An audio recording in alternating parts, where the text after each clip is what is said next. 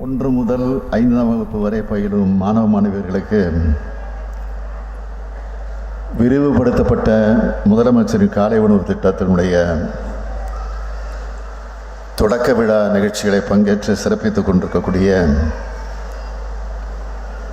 துவக்கத்தில் வரவேற்புரை ஆற்றியிருக்கக்கூடிய மதிப்பிற்குரிய தலைமைச் செயலாளர் சிவதாஸ் மீனா ஐஏஎஸ் அவர்களே, நாடாளுமன்ற உறுப்பினர் திரு சசிகாந்த் செந்தில் அவர்களே, சட்டமன்ற உறுப்பினர்கள் திரு விஜி ராஜேந்திரன் அவர்களே, சந்திரன் அவர்களே, திரு இனிகோ யதுராஜ் அவர்களே,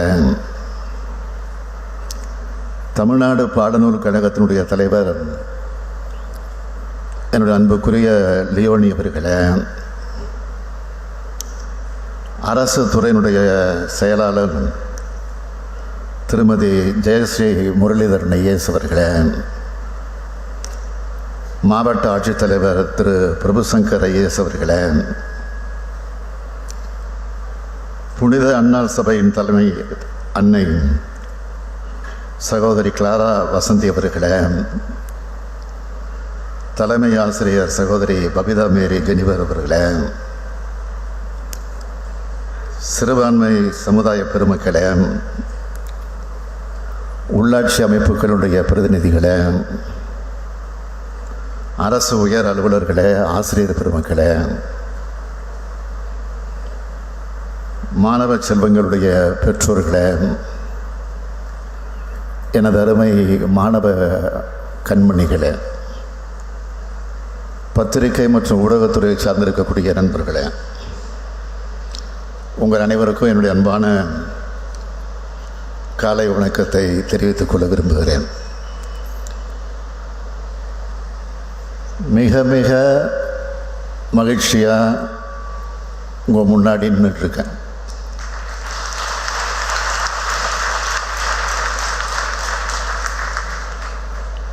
என் மகிழ்ச்சிக்கு என்ன காரணம்னு கேட்டிங்கன்னா,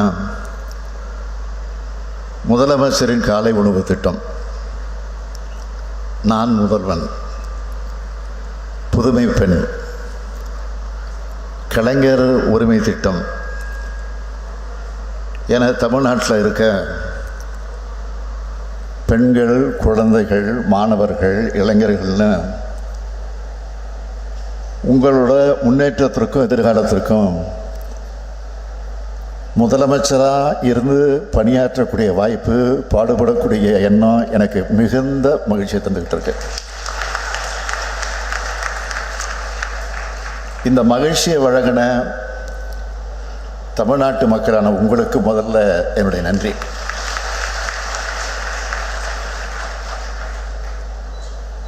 பள்ளிக்கு வரக்கூடிய குழந்தைகளோட பசியை போக்கணும்னு முடிவு பண்ணி உருவாக்கின திட்டம்தான்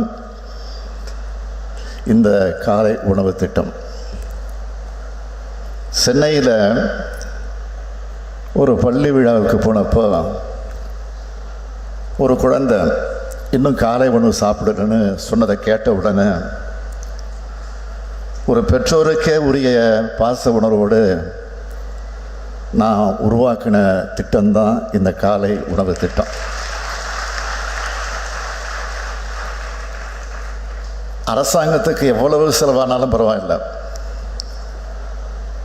ஒரு குழந்தை கூட பசியோட ஸ்கூலுக்கு வந்து தவிக்கக்கூடாதுன்னு இந்த திட்டத்தை தொடங்க உத்தரவிட்டேன். 2 ஆண்டுகளுக்கு முன்னாடி பேரறிஞர் அண்ணாவுடைய பிறந்த நாளில் இந்த திட்டத்தை தொடங்கி வச்சேன். இன்னைக்கு பெருந்தலைவர் காமராஜருடைய பிறந்த நாளில் இந்த திட்டத்தை விரிவுபடுத்தி இருக்கிறேன். அரசு பள்ளி மாணவர்களுக்கு மட்டும்தானா, எங்களுக்கு இல்லையான்னு அரசு உதவி பெறக்கூடிய பள்ளி மாணவ மாணவியர்கள் கேட்டாங்க. அதனால தான் இந்த கிட்டத்தட்ட 18,50,000 அரசு பள்ளி மாணவ மாணவியை வயிறார சாப்பிட காரணமான இந்த திட்டத்தை இன்னைக்கு விரிவுபடுத்தியிருக்கிறேன். இனிமேல் அரசு உதவி வரக்கூடிய பள்ளிகளை சேர்ந்த 2,23,000க்கு அதிகமான மாணவர்கள் காலை உணவு சாப்பிட்டு இருக்காங்க. மொத்தமாக சொல்லணும்னா நாள்தோறும் 20,73,000க்கு அதிகமான குழந்தைகள் சத்தான சுவையான காலை உணவை சாப்பிட்றாங்க. புறநானூறு, திருக்குறள்னு, மணிமேகலைன்னு நம்முடைய இலக்கியங்கள் மட்டுமில்லை, ஔவையார், வள்ளலார் போன்ற சான்றோர்களும் பசிப்பினி போக்குறதை பற்றி உயர்வாக சொல்லியிருக்காங்க. சங்க காலத்தை சார்ந்த ஒரு குறுநில மன்னர்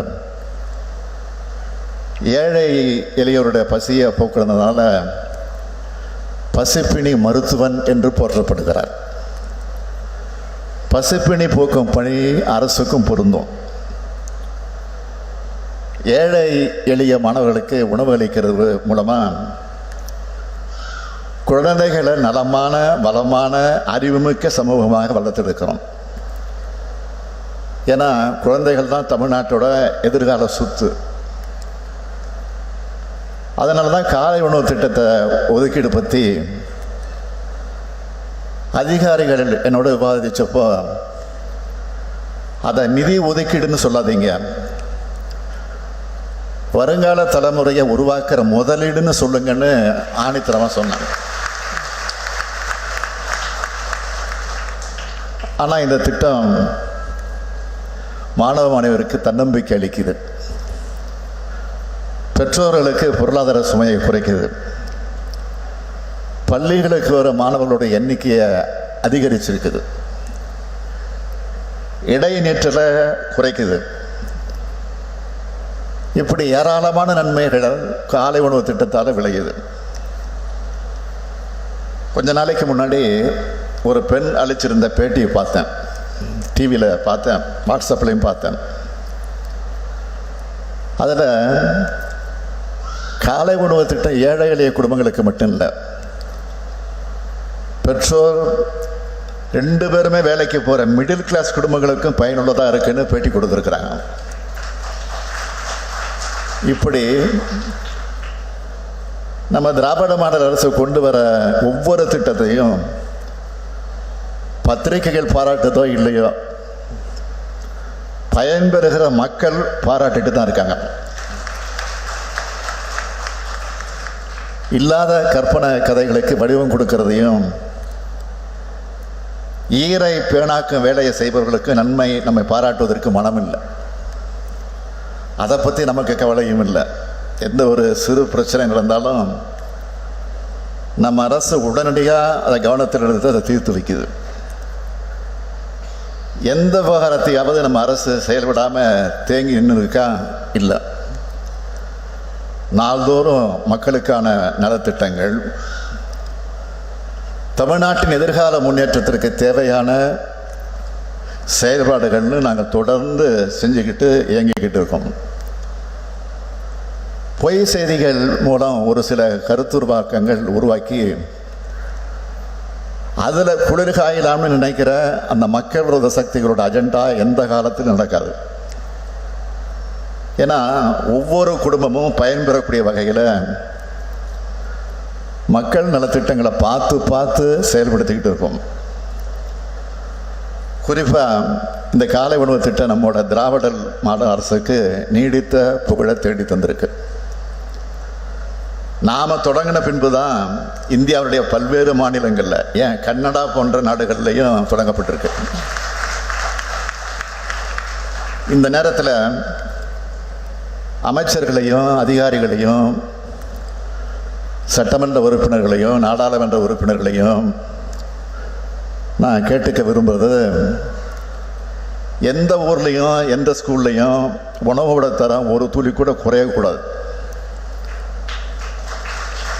உங்கள் குழந்தைங்க சாப்பிட்ற சாப்பாட்டை எப்படி கவனமாக பார்த்துப்பீங்களோ அந்த மாதிரி அரசு பள்ளி மற்றும் அரசு உதவி பெறக்கூடிய பள்ளி மாணவருடைய சாப்பாட்டையும் கவனமாக ஸ்பெஷல் கேர் எடுத்து பாருங்கள். நான் ஆய்வுக்கு வெளியூர் போகும்போதெல்லாம் ஏதாவது ஒரு ஸ்கூலுக்கு திடீர்னு போகிறேன். அங்கே இருக்கக்கூடிய பிள்ளைங்களோட பேசுகிறேன்.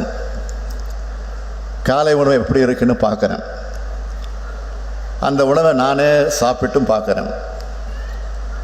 மாண்புமிகு அமைச்சர் தம்பி உதயநிதி கூட சுற்றுப்பயணம் போகிறப்போ, நிகழ்ச்சிகளுக்கு போகிறப்போ இந்த மாதிரி ஆய்வு பண்ணுறத பார்க்குறேன். மற்ற அமைச்சர்களும் பண்ணிக்கிட்டு இருக்கிறாங்க.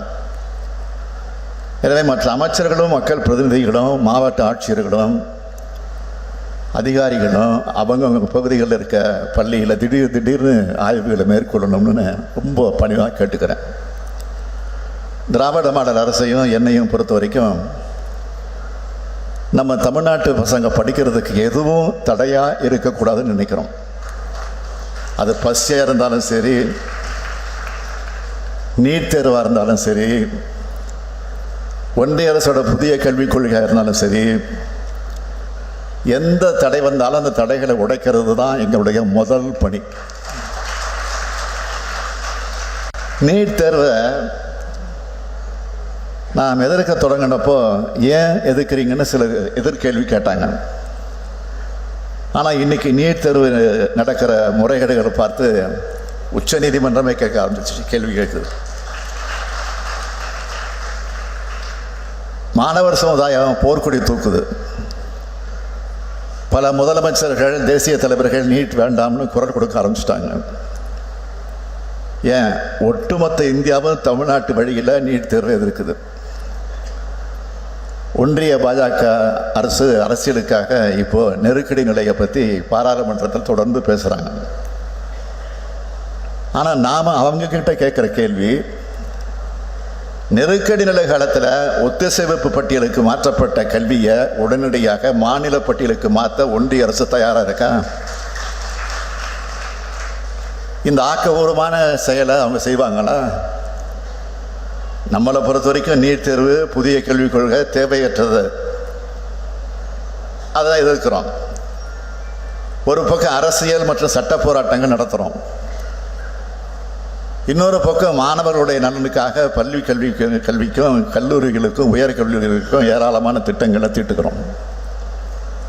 எனவே தடைகளை நாங்கள் உடைக்கிறோம். மாணவர்கள் கல்வியில் மட்டும் கவனம் செலுத்துங்க. ஏன்னா நான் திரும்பவும் சொல்கிறேன், கல்விதான் யாராலும் திருட முடியாத சொத்து.